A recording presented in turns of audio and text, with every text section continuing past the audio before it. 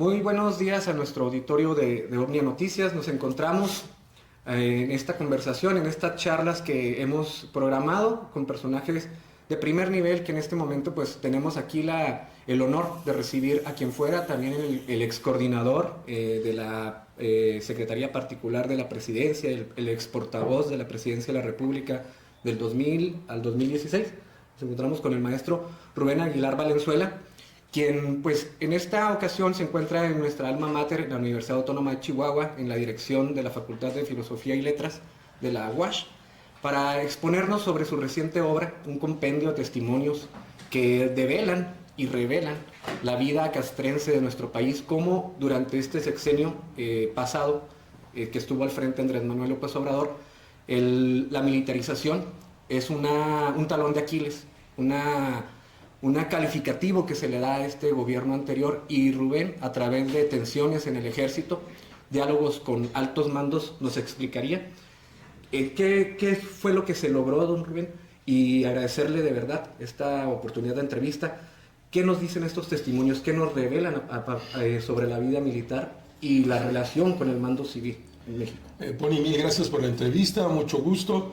Bueno, quiero comenzar, pues, que a partir de mi paso por Los Pinos en el año yo entré 2 años después de que había comenzado el gobierno de Fox, entré en el 2002, hice una muy buena relación con altos mandos que estaban en aquel momento en el Estado Mayor Presidencial.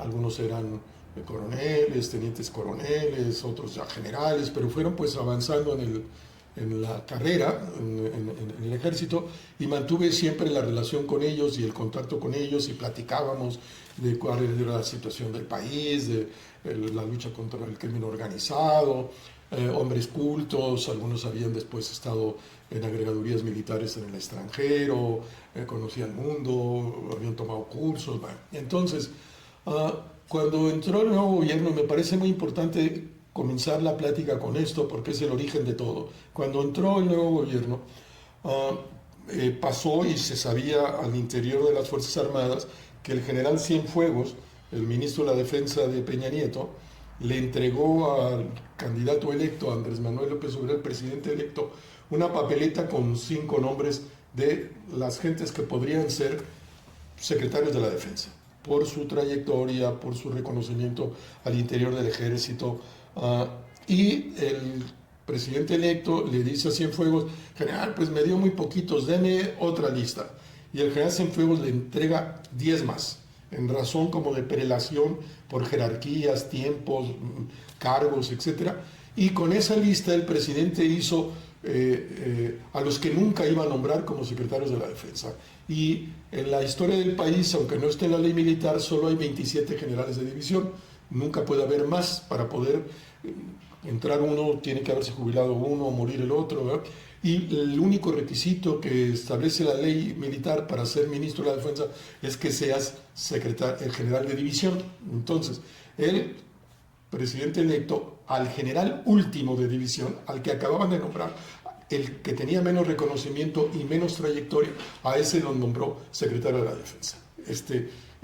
Y pues el ejército causó un enorme escándalo. Claro, pues no tenía la capacidad, iba a estar sometido desde el primer día. Así lo vieron los militares. Va a vivir eternamente agradecido. Correcto. Y va a estar sometido. En su vida pensó que podía ser ministro de la Defensa, jamás podía haber llegado a ser ministro de la Defensa, pero bueno, así fue.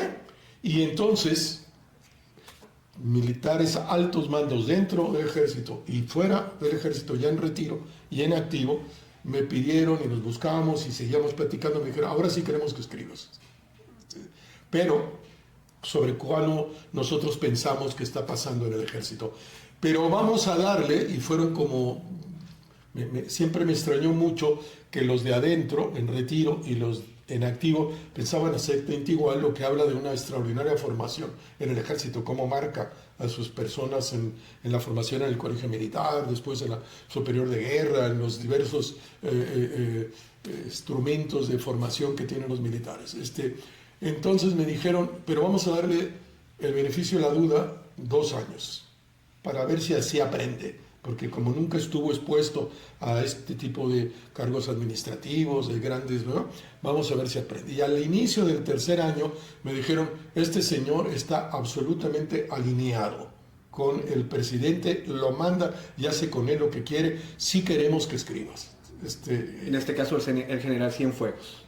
No, ya el general Sandoval, okay, ya Sandoval. con el ministro de la Defensa de López Obrador. Entonces, ya habían pasado estos 2 años de gracia, alineamiento, y con esto termino en esta primera intervención. Un alto mando que había sido, que lo había tenido bajo sus órdenes a Sandoval, después de los 2 primeros años me dice, mira, Sandoval, o Crescencio Sandoval, se equivocó, me dijo, entendió lealtad como sumisión y obediencia como complicidad. Y tenemos un secretario de la Defensa subordinado y cómplice del comandante en jefe. Esa es la nueva realidad del ejército. Estamos en una situación gravísima y bueno, de esas cosas habla el libro, que lo pienso que es muy interesante, no por lo que yo diga, sino porque soy el amanuense de estos generales dentro y fuera del ejército, en activo y en retiro, que consideran que en el sexenio pasado se trastocó, se violentó el orden institucional de la Secretaría de Defensa Nacional. Una característica de la 4T, el desorden, el trastocar las instituciones, empezó con el ejército. ¿Cree usted, Rubén, en estos testimonios que compila, que verdaderamente el país está militarizado? Porque hay una negativa total en la narrativa del gobierno federal, pero se le dieron más facultades, más margen al ejército de operación, temas de construcción, temas de salud, la Guardia Nacional, la reciente integración de la Guardia Nacional como una policía militar para el país. En este compendio hay una expresión, me imagino, en el sentido negativo hacia el gobierno federal, hacia este modelo de gobierno, muy propio de otros países, ¿no? Muy propio del Foro de Sao Paulo, de toda de la militarización que llega ya ahorita a México. La intención de un golpe de Estado se puede generar, o sea, a partir de este sentimiento al interior de la vida. A ver, te lo respondo de 2 maneras. Uno, sí hay un proceso absolutamente de militarización de la estructura civil del gobierno. Los propios militares lo asumen que así ha sido, que tienen una cantidad enorme de responsabilidades que no deberían ser del ejército, que el presidente López Obrador, como su comandante en jefe, encontró en la Secretaría de Defensa que ellos le llaman milusos para hacer todas las cosas que él quisiera, y les molesta muchísimo ser maleteros, ser albañiles, ser aduaneros. Para eso no fueron formados, para eso no fueron al colegio militar, a la superior de guerra. Les molesta muchísimo que el presidente haya hecho una empresa privada al ejército. Ahora es una empresa privada, es una sociedad anónima en 4 o 5 de las empresas: el aeropuerto Santa Lucía, el Tren Maya, el tren interoceánico, los hoteles de la ruta del Tren Maya, son propiedad privada del ejército, como sociedad anónima de capital variable. Es increíble, pero así es, y les molesta muchísimo que se hayan hecho empresa. Ellos saben que cuando estas masas de dinero corren, las estructuras institucionales se corrompen. Hablan de corrupción de los altos mandos del ejército con la anuencia del comandante en jefe López Obrador para tenerlos todavía más bajo su control.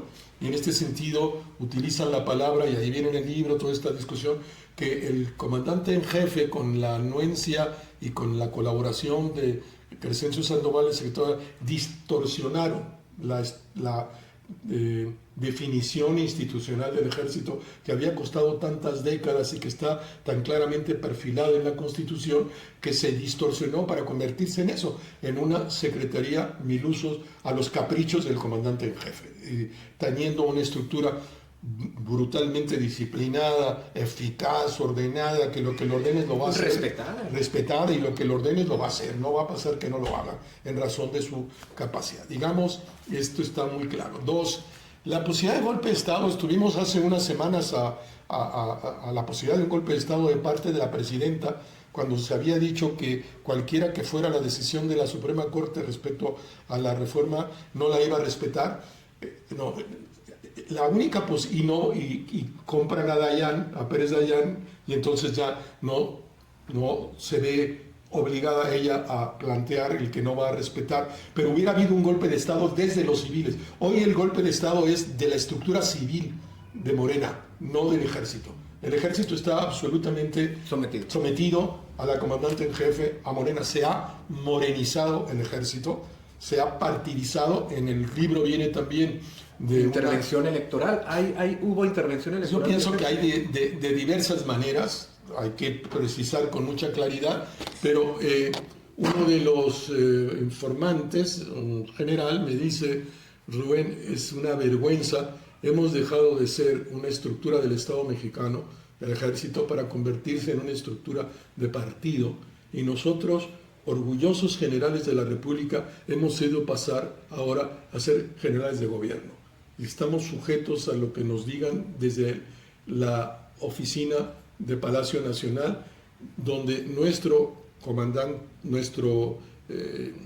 comandante, el secretario de la Defensa, nos diga qué hacemos, que a su vez se lo dijo su comandante en jefe. Y en este sentido, pues sí hay una distorsión, una desfiguración en el proceso de militarización de la administración pública, ¿no? Porque pues entraron a las aduanas, entraron a los aeropuertos, entraron a ser constructores, la gran constructora. Ya en este gobierno, la primera obra que anunció la presidenta Chema la va a hacer el ejército como empresa constructora, que tiene que ver con un ferrocarril, pero ya tiene otros 2 ferrocarriles que va a hacer y que también serán asignados a la constructora del ejército.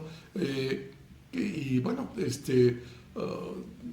ellos mismos te argumentan que en razón de su formación en el ADN del ejército mexicano jamás habrá la posibilidad de un golpe de Estado, ni incluso los más 4Ts que se negarían, pero ellos no ven la posibilidad de un golpe de Estado desde las estructuras militares, sino a partir del aparato civil. Pues hoy día la presidenta desde el Ejecutivo controla al Poder Judicial, que va a ser todo de Morena, controla ya al Poder Legislativo, que levantan el dedito sin leer nada de lo que les mandan de Palacio, y en ese sentido, pues ya por la vía de los hechos, yo pienso que hemos dado técnicamente probablemente un golpe de Estado, en el sentido de que todo el poder del Estado mexicano se concentró en el Ejecutivo y perdimos la división de poderes. Esta falta de división, esta falta de instituciones en estas tensiones que se generan dentro del compendio de testimonios, regreso otra vez al tema, ¿no? La militarización. El ejército sometido a la 4T, el ejército siendo el sirviente del poder ejecutivo como tal, viene a ser un riesgo para el país, es un riesgo para la vida democrática en México, el hecho de que se te puedan generar la coacción de libertades, de derechos. Ya lo vimos también con la llamada supremacía constitucional, donde lo que haya en la Constitución, así sea la pérdida de la libertad de expresión, pues no va a haber vuelta atrás. Entonces, no es un riesgo, es una realidad presente. Es una regresión histórica el proceso de construcción democrática en el país, y estamos viviendo bajo un régimen absolutamente autoritario, concentrado todo el poder en el Ejecutivo. Y en ese sentido, pues puede pasarte cualquier cosa como ciudadano. O te llevan a la cárcel, o te pueden levantar una campaña de desprestigio, o lo que tú quieras. No hay riesgo. Ya es un régimen autoritario, y que aquí hay que buscar la definición de este régimen autoritario, que llegó por la vía electoral, sin duda, y en ese sentido por la vía democrática, y la mayoría de los mexicanos asumieron que este es el régimen que quieren, un régimen autoritario, votaron por un régimen autoritario, votaron por un régimen centralista, votaron por un régimen no transparente, que no rinde cuentas. La gente no puede ser ignorante de que votó por eso es lo que quiere. Extraña mucho México al PRI autoritario de los 70, al nacionalismo comparado. La democracia no le gustó, le pareció como muy, no le gustó. Quiere un régimen fuerte, poderoso, como lo fue el PRI de los años 70, 80, Echeverría, López Portillo, que es la imagen que tiene López Portillo,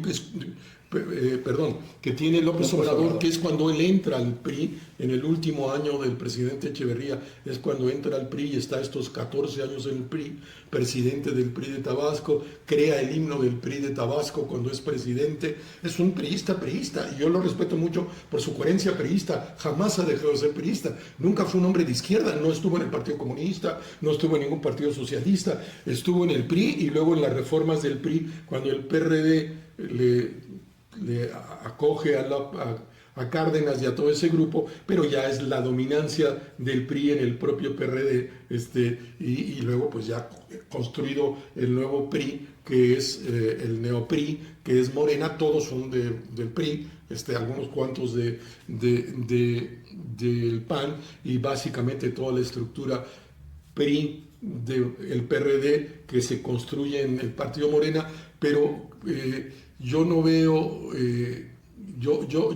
riesgo, ya estamos en un régimen pero autoritario. ¿está preparada la sociedad mexicana para Pues esta regresión del prismo de los 70? Pues la sociedad mexicana votó eso lo votó, 30 millones de mexicanos votaron eso. No, sobre aviso no hay engaño. El presidente López Obrador nunca engañó que quería hacer eso y que tendría esos 18 reformas constitucionales que ahora se completaron con Claudia. Claudia jamás se enfrentó al presidente y repitió mecánicamente que sería la reforma del Poder Judicial, sí, que se acabarían los órganos. La sociedad mexicana votó por eso. ¿Sigue gobernando el presidente Andrés Para mí es un maximato absoluto. Le puso más de la mitad de los ministros a la señora, le coló a la secretaria de Gobernación, le coló a Jesús Ramírez, su máximo espía en la estructura. Es el presidente quien controla el ejército. Absoluto, él puso a los secretarios de la Defensa y al de la Marina, me lo dicen mis propios informantes, los puso él, los nombró ella, pero los puso él. Ellos llaman que fue una elección por primera vez en la historia del Estado moderno mexicano, de la Revolución para acá, una elección a dos, donde uno eligió y la otra nombró. Y en esta idiosincrasia del ejército, de las Fuerzas Armadas, el papel de la mujer, ¿cree usted que es importante? ¿Cree usted que le dé relevancia el hecho de tener a Claudia Sheinbaum o les genera a ellos mayor fuerza sobre ella? O sea, en esta idiosincrasia del machismo, ¿no? De la formación, de lo como se ve un jefe un jefe militar. No, yo pienso que lo han asumido muy bien, que no les hace ningún problema que la comandante en jefa sea mujer, sea comandante en jefa. Están muy alineados, porque al final quienes fueron nombrados por el presidente, no sé si con anuencia de la presidenta y que incluso le resulta...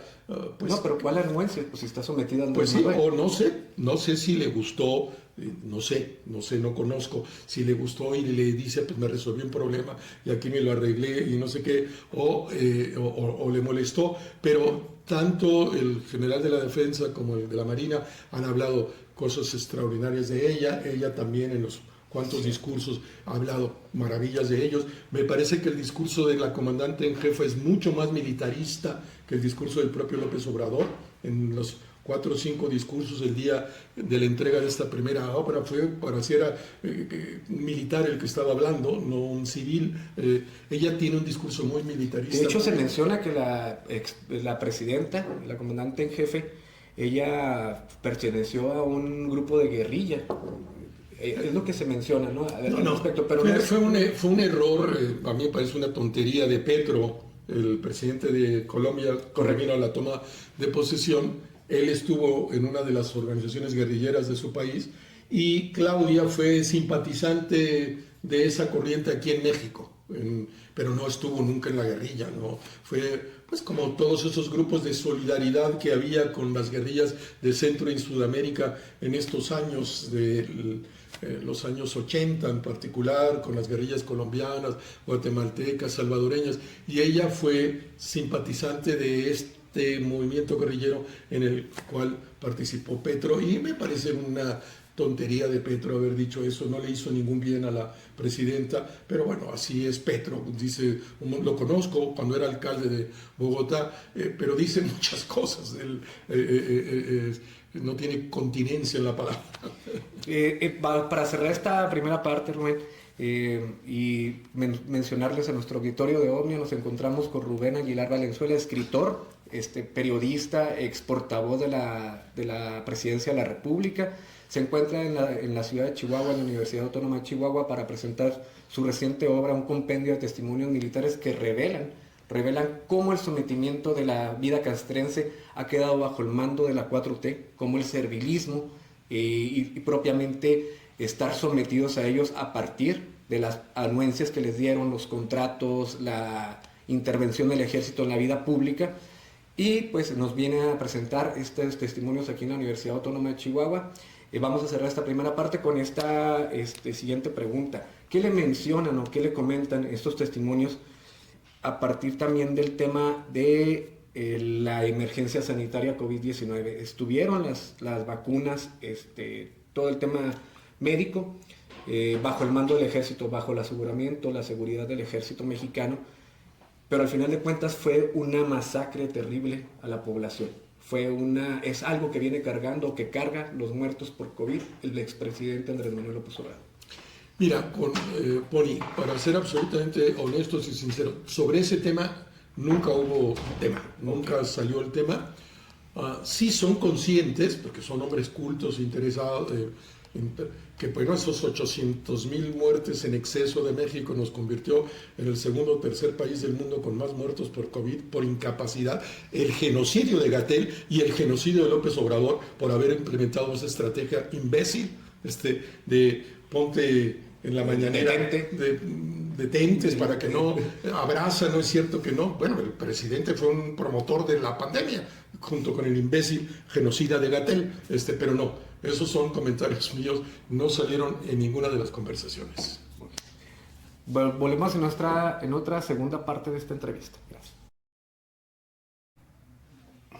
¿Qué tal? Regresamos a esta segunda parte de la entrevista, de la charla de Omnia Noticias con el escritor Rubén Aguilar Valenzuela, quien viene a presentarnos pues, su más reciente obra. Es un compendio de testimonios de militares, de generales, donde explican y dan a conocer cómo se encuentra el ejército mexicano sometido al mando civil, en este caso bajo las órdenes de Andrés Manuel López Obrador, cómo terminó enredado en este tipo de gobierno con el que entra y que, como bien nos dice Rubén Aguilar, es lo que se votó. Eso es lo que realmente tenemos en México. Se llama Tensiones en el Ejército, diálogos con los altos mandos. Nos encontramos aquí en la Universidad Autónoma de Chihuahua. Las tensiones en el ejército, Rubén. El crimen organizado haciendo las suyas. Vemos como un país 200,000 del sexenio de Andrés Manuel, 200,000 asesinatos, creo que 50,000 o algo así en estos primeros meses de Claudia Sheinbaum. La estrategia de seguridad, nos prometieron una estrategia 100 días, hay que darle oportunidad a la presidenta 100 días, pero la estrategia sigue siendo la misma. Al crimen organizado hay que abrazarlo y al pueblo pues hay que ensangrentarlo. Esta estrategia, ¿cómo la vislumbra? ¿Qué es lo que muestra el ejército? ¿Cómo se siente? Porque pareciera que no hay ejército. O sea, el ejército está operando para el gobierno, pero el crimen organizado sigue pues, realizando enfrentamientos, masacres, porque aquí dicen que no hay masacres en México. ¿Qué opinan los? Vamos en la 36 masacre del año 24. La última en Villahermosa, con 6 asesinados en un bar, ¿no? Eso dice los datos del año 24. Entonces, a ver, pues el presidente, el comandante en jefe, López Obrador, planteó desde el origen, pero también desde la campaña, y por eso votaron los mexicanos, una estrategia de seguridad de que era abrazos y no balazos, y no el uso de la fuerza pública porque su uso genera más violencia. Estos dos mantras que repitió durante la campaña López Obrador y luego durante todo su gobierno fueron los elementos centrales de la estrategia de seguridad. Una estrategia de seguridad que arroja 200,000 muertos, 51,000 desaparecidos, el sexenio más violento después de la Revolución Mexicana. Entonces, para darnos cuenta de qué se trata. Yo se la doy por la buena al presidente de que él, como buen priista, pues quería volver a lo que se llamó la Pax Narca del PRI, que por muchos años, por décadas, en un acuerdo con los grupos del crimen organizado, que en ese momento eran unos cuantos. ¿Esto significa también el abrazo y no balazo? ¿Es la misma? Claro, es la misma. Yo creo que al final, pues fue, ustedes no maten y hagan lo que quieran, ¿no? Más o menos. Ese fue la Pax Narca del PRI. Entonces, pues teníamos al Cartel del Golfo desde la época de la prohibición del alcohol en los Estados Unidos, y teníamos el Cartel del Pacífico, y pues los dos carteles madres, digamos, y realmente había pocos muertos. Había crecimiento de la acción del crimen organizado, traficando el trasiego de drogas hacia los Estados Unidos. Pero bueno, ese me parece que es el esquema del presidente, que él, desde la presidencia, como buen priista, quería volver a la Pax Narca del PRI. No te agredo, crimen organizado, tú no agredas. Pero después del error estratégico de Calderón de haber decretado la guerra en el 10 de diciembre de 2006, a 10 días de haber asumido la presidencia, descompuso el territorio y obligó al crimen organizado a construir ejércitos para defenderse, se multiplican los grupos, etc. Ya no era el mismo país de los 70, 80 del priismo de López Obrador, que quería volver con su estrategia. Entonces, pues uno de los elementos que ha molestado muchísimo, y viene en el libro, al ejército, es que tiene orden de no salir de los cuarteles. No puedes enfrentar al crimen organizado, a los grupos del crimen organizado, salvo un permiso especial que tú solicites y que se te otorgue, o si hubo un enfrentamiento imprevisto, si tienes derecho de reaccionar, si hubiera habido enfrentamiento, pero tú tomar la iniciativa e ir a atacar esos narcotraficantes que se están posicionando de esta parte del territorio, que eso está prohibido. Y a mí me parece que fue parte del acuerdo de López Obrador con el crimen organizado, 5 veces a Badiraguato a saludar a la mamá del Chapo, a ir al núcleo central del hijo, ir al núcleo central de la historia del narco y el símbolo que representa esa ciudad, y todo a cambio de yo te dejo, tú dame el voto. Y yo pienso que hay 12, por lo menos, gobernadores de Morena que están ahí por una acción del crimen organizado, que llegaron allí por el crimen organizado, y no pueden hacer nada en contra del crimen organizado porque fueron puestos por el crimen organizado. Y así tenemos Guerrero, y Zacatecas, y Michoacán, y San Luis Potosí, y Sonora, y Sinaloa, y las Baja California, y Nayarit, y Colima, y me puedo seguir, y donde hay realmente un acuerdo entre el crimen organizado y Morena, en la Morena del presidente López Obrador, que él es su fundador y su líder máximo. Y en ese sentido, pues sí, me parece, a partir de lo que tú ya mencionabas, Pony, de la intervención del secretario de Seguridad el 8 de octubre pasado, donde dio a conocer la estrategia de los primeros 100 días de seguridad, pues me parece, con otras palabras, pero es exactamente la misma estrategia de López Obrador. No mencionó nunca abrazos no balazos, pero nunca dijo acción en contra del crimen organizado. Todo fue que las causas, ¿cuáles las causas? Están victimizando a los pobres, están victimizando, no tienen derecho a la victimización de los pobres. Por ser pobre es criminal, no es cierto. Todos los estudios te revelan que eso no existe. Las bases de los carteles básicamente son clases medias bajas, chavalos que fueron a la prepa, que fueron a la universidad, están en otro sector, que quieren dinero fácil, vida, ¿no? Pero no son los más pobres. Y en esta lógica de la presidenta Sheinbaum, del presidente López Obrador, el problema del narco está en que hay pobres. Es criminalizar a los pobres. En español antiguo no tienen madre por hacer eso. Entonces, pues dijo inteligencia. ¿Cuál inteligencia? Más inteligencia no se necesita. Lo que se necesita es acción frontal contra el crimen organizado en el marco de otras muchas cosas. Cerrarle el ingreso que tienen para estar funcionando. Todo el mundo sabemos que al nivel el gran dinero de los grupos del crimen organizado del mundo se lava en los Estados Unidos. El de Afganistán y los de México y los de Colombia y los de Rumanía se lava en los Estados Unidos, y los americanos lo ven como algo de seguridad nacional, estar viendo el dinero, que no regrese a Afganistán para los talibanes, sino que está en departamentos de Nueva York. Y ellos lo ven, es parte de su seguridad nacional. Entonces, pues cada gobernador y cada gobernadora en el país debería de ver de qué vive el crimen organizado aquí, de qué vive en Chihuahua. Está el caso extraordinario de Rubén Moreira en Coahuila, que cuando él llega a gobernador en el 2011 hay 44 homicidios dolosos por 100,000 habitantes, cuando se va hay 4. Pero él asumió la responsabilidad y comenzó a ver de qué se financia el crimen organizado en Coahuila. Los pago mayor de piso son los 2 casinos de Torreón. Se cierran los casinos. Y se cerraron y les quitaste 20 millones de pesos al mes. ¿Quién tiene todas las maquinitas de las tienditas? 4,000, el narco.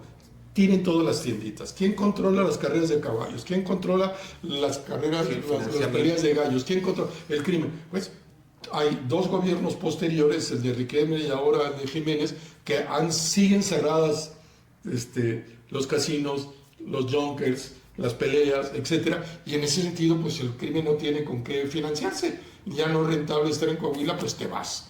Y si además pusiste una fuerza de seguridad de élite tan buena o mejor que los soldados de élite, que son 350 policías de élite, con 30,000 pesos de salario al mes, con seguro de gastos médicos mayores, seguro de vida, vivienda, becas para tus hijos, para dar moral de combate, para poder, pues entonces el crimen también dice, pues yo no le entro. Sí. Y te vas, porque tampoco se quieren morir y tampoco quieren gastar. En ese sentido, me parece que una de las vergüenzas, de las humillaciones mayores para el ejército es la estrategia de seguridad del presidente López Obrador: abrazos, no balazos, no uso de la fuerza pública, porque la fuerza pública genera más violencia, que es la que expuso Omar García el 8 de octubre, y a la cual se ha definido la presidenta todo el tiempo. No habrá enfrentamiento, lo ha dicho textual la presidenta. No habrá enfrentamiento. No habrá reacción del ejército. Si no habrá enfrentamiento, pues el crimen está feliz. Dices, pues, que toda madre. Si no va a haber enfrentamiento, yo puedo hacer lo que me dé mi gana. Y en todo caso, pues es un enfrentamiento entre ellos, disputándose las plazas y el territorio. Eso es algo que tengo investigado. Cuando tú, crimen organizado, oyes abrazos, no balazos, tú quieres vivir ese privilegio en ese estado, sabiendo que si tú controlas ese estado, nadie va a ir a buscarte. Entonces, eso incrementó la violencia entre los grupos, porque cada grupo quiere tener ese privilegio. Y claro, entonces esa estrategia del presidente López aceleró el enfrentamiento entre los grupos criminales, y me parece que esa es la estrategia de la comandante Claudia Sheinbaum y su secretario de Seguridad, que es hazme reír del ejército. Porque si tú eres un secretario de seguridad y no tienes al mando a nadie, porque la Secretaría de Seguridad, desde que le quitaron la Policía Nacional, la Policía Nacional, la Policía Federal, ¿te acuerdas? Sí. Para hacerla en la Guardia, pues ni los que cuidan la oficina deben de ser una empresa contratada de policía. Él no coordina a ningún efectivo. ¿Cómo puedes coordinar una estrategia si no coordinas a ningún efectivo? ¿Le vas a dar por teléfono el secretario de Seguridad órdenes al secretario de la Defensa, que es el que tiene todos los efectivos? Por favor, entonces se ríen. Pero a la señora le gusta mucho este señor, de ahí lo saca. Pero es igual que Rosicela. ¿Qué va a pasar? Pues va a ir cada mes a dar unas estadísticas a la mañanera, pero no tiene ninguna posibilidad objetiva, porque si tú no mandas efectivos, no controlas nada. Hubo un momento en el que estuvo acusado el general Cienfuegos con relación con el crimen organizado por parte de los Estados Unidos, y se logra rescatar, se viene a México y es condecorado por el presidente López Obrador. ¿Qué mensaje se mandó ahí? Mira, yo lo que de estos informantes están absolutamente seguros de la inocencia de Cienfuegos, y que es una chingadera de la DEA, una cochinada de la DEA, le hizo ese cargo para decirle al gobierno que le había corrido a los miembros de la DEA, López Obrador, ¿te acuerdas? Decirle, yo puedo hacer esto y más, te estoy avisando, tómalo en cuenta. Y que en la mañanera de López Obrador, cuando se entera, celebra el arresto de Cienfuegos, porque así era el pasado. Pero inmediatamente tiene que dar marcha atrás porque hay una presión real del ejército por el prestigio que Cienfuegos tiene dentro de la estructura institucional, y entonces se ve obligado a solicitar. Y entonces resulta muy fácil para el gobierno de México, porque el caso de Cienfuegos ni estaba enterado el Departamento de Estado, ni estaba enterado el Departamento de Justicia, ni estaba enterado Seguridad Interior, ni estaba enterado el FBI, ni estaba enterado la CIA, simplemente era un caso de la DEA, y por eso resultó tan fácil desmantelarlo. Pero yo no conozco, ni puedo, pero los informantes dicen que fue una literal chingadera de la DEA para demostrar su poder y mandarle un aviso al gobierno de López Obrador. Y yo pienso que López Obrador en su vida irá a los Estados Unidos. Y algunos de los ministros de López Obrador, incluyendo Bartlett, jamás irán a los Estados Unidos porque les van a hacer lo que les hizo la DEA. A Cienfuegos les están avisando, somos capaces de hacer esto, podemos hacerlo. Y ahora que empiece a hablar en mayo y tengamos las audiencias públicas de mayo, pues van a ponerse a temblar López Obrador, el general Sandoval y un montón de gentes del viejo aparato, hablo del sexenio pasado y a lo mejor también de este sexenio. Aquí en el estado de Chihuahua, ¿cómo se ve? Porque ahorita mencionábamos la intervención del crimen organizado en la designación incluso de mandatarios en los estados, el sometimiento del ejército sobre la mano de Andrés Manuel López Obrador. Chihuahua sigue siendo un estado donde está el Partido Acción Nacional, es la oposición al gobierno federal. Aquí se menciona también el respaldo a esta estrategia de seguridad, se ha mencionado incluso de darle el voto de confianza a la presidenta, pero Chihuahua no deja de ser un punto toral para el crimen organizado, para las operaciones, el llamado Triángulo Dorado, la frontera para el paso de droga, el trasiego de droga, de otros tipos de delitos también, o sea, la trata de blancas, el tema de los migrantes, el tema de los abrazos no balazos. Aquí es muy criticado, ha sido criticado esa estrategia, pero pareciera que de lo que estamos viviendo en estos momentos está desatado. O sea, el crimen organizado ha tomado esta definición ya como propia, y el ejército pues está en los cuarteles. Pues mira, así es, y yo pensaría, pues pienso dos cosas. En el caso de un estado como Chihuahua, que me parece un estado como Guanajuato, en el sentido de que en manos del PAN, las dos gobernadoras del PAN, las dos son gobernadoras de Guanajuato y acá, pues van a sufrir una embestida desde la estructura del poder central para que pierdan la elección en la próxima vez y gane alguien de Morena. Y se rompan estos, en el caso de Guanajuato, pues desde Fox, como gobernador, y son más de 30 años.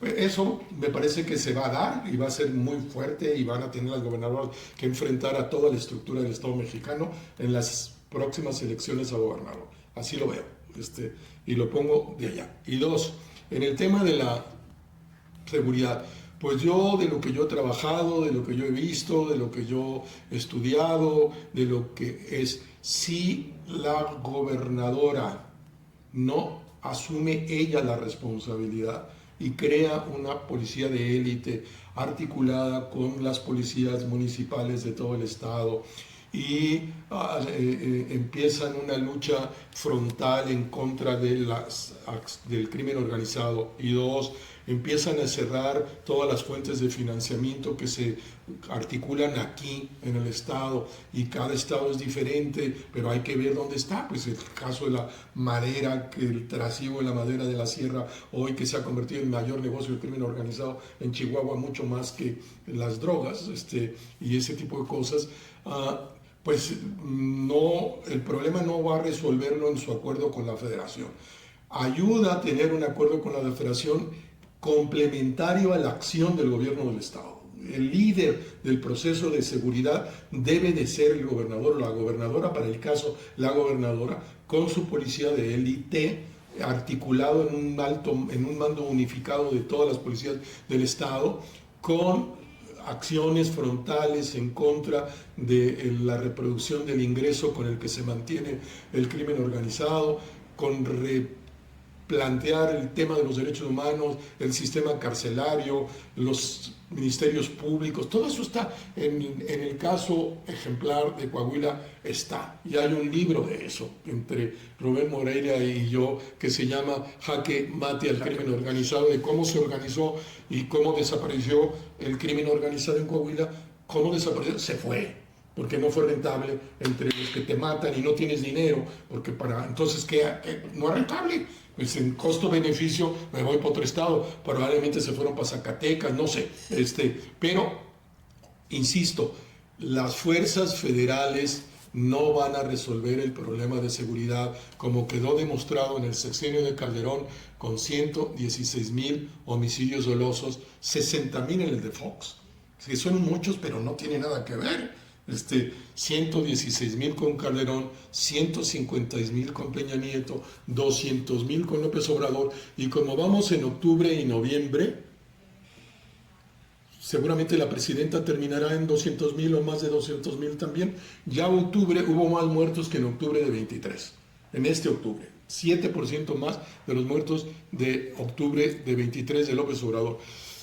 Y al cierre de noviembre ya se conoce la fecha, los números también, 2,300 y pico de homicidios dolosos, en octubre fui 2,564 homicidios dolosos, así vamos casi en 6,000 homicidios desde que ella tomó el poder.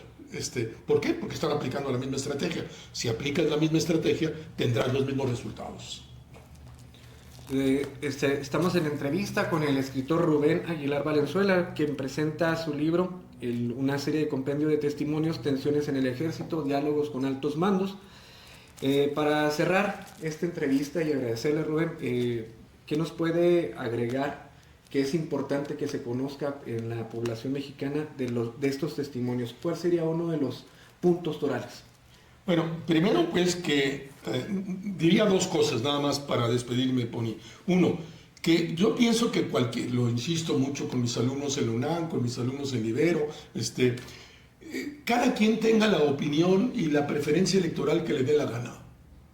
Eso es una decisión absolutamente personal. Pero lo que no puede uno es ser pendeja y pendejo.